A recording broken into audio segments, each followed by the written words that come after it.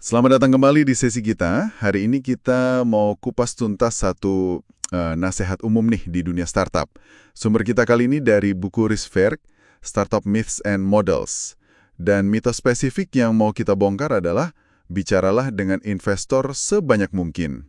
Kedengarannya kan masuk akal ya, makin banyak coba, makin besar peluang, gitu kan? Ya, sekilas logis banget ya. Kayak hukum probabilitas biasa aja. Tapi di dunia funding racing startup, logika ini seringkali, gimana ya, kurang tepat. Ada banyak nuansa di baliknya. Intinya sih bukan sekedar main angka.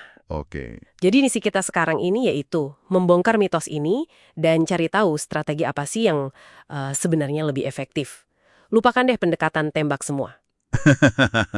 Oke, memikat yang tepat ya, bukan tembak semua. Suka saya istilahnya. Nah, buku ini kan bilang kalau fundraising itu beda sama sales funnel. Kalau di sales kan makin banyak prospek, ya biasanya makin banyak penjualan. Kenapa pendekatan itu keliru kalau buat visi? Nah, ini beda banget soalnya. Kalau jual produk kan barangnya udah jelas, udah terbukti mungkin. Kalau pitching ke VC, Anda itu nggak pernah tahu pasti apakah jualan ide Anda ini bakal nyantol apa nggak sampai benar-benar akhir proses. Hmm, Tiap interaksi tuh unik. Jadi tingkat konversi masa lalu tuh nggak bisa jadi patokan pasti. Fokusnya itu harus geser banget dari kuantitas jadi ke kualitas interaksi. oke, kualitas di atas kuantitas. Nah, kualitas di sini maksudnya apa nih? Apa soal riset yang mendalam gitu sebelum ngedeketin investor? Tepat sekali. Kualitas itu ya dimulai dari PR Anda, riset. Randy Komisar dari Kleiner Perkins, itu firma visi gede ya, dia kan bilang penting banget buat tahu siapa partner spesifik yang mau Anda temui. Bukan cuma firmanya. Oh, jadi orangnya ya, bukan cuma lembaganya. Iya, minat si partner, rekam jejaknya, keahliannya, itu seringkali jauh lebih penting loh daripada nama besar firmanya. Kalau Anda presentasi ke partner yang salah, ya bisa-bisa, gagal sebelum mulai. Wah, bener juga ya. Jadi harus tahu dulu nih, si partner ini cocok nggak sama bidang kita? Ini jadi ingat analoginya Brad Feld. Ah, iya, yang Dungeons and Dragons itu ya. Iya, dia kan bilang, anggap visi itu kayak karakter D&D. Masing-masing unik, harus tahu stats dan alignment-nya mereka gitu ya. Persis, analoginya pas banget itu. Setiap partner punya kekuatan, kelemahan, misi, atau tesis investasi yang beda-beda. Mengenali ini tuh bantu banget buat milih siapa yang paling pas buat didekati.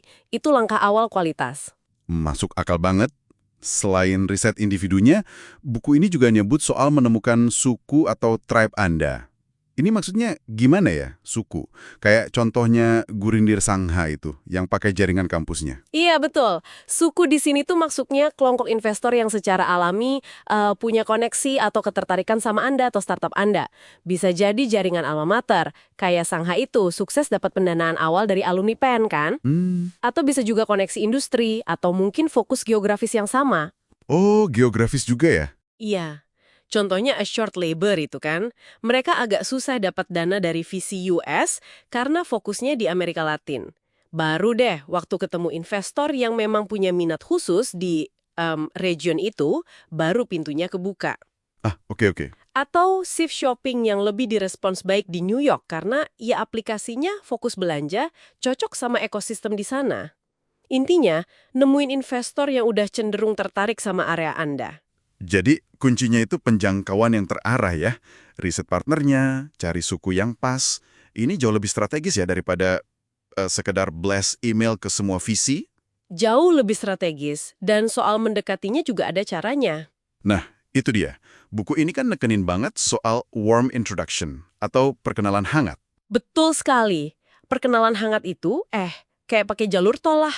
Ada trust atau kepercayaan yang udah terbangun sebelumnya. Visi itu bakal lebih mungkin ngasih waktu dan dengerin serius kalau Anda dikenalin sama orang yang mereka percaya. Kepercayaan ya kuncinya. Ya, memang sih ada aja cerita orang beruntung kayak Evernote itu, dapat email nggak terduga, jadi. Tapi kan nggak bisa ngandelin keberuntungan, kayak gitu. Bener juga. Jadi kuncinya itu bangun hubungan. Kalau bisa bahkan sebelum Anda benar-benar butuh uangnya.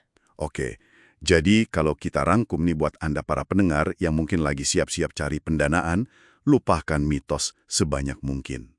Terus, langkah konkretnya apa? Ya, pertama, Lawan godaan buat sekedar kejar setoran jumlah meeting.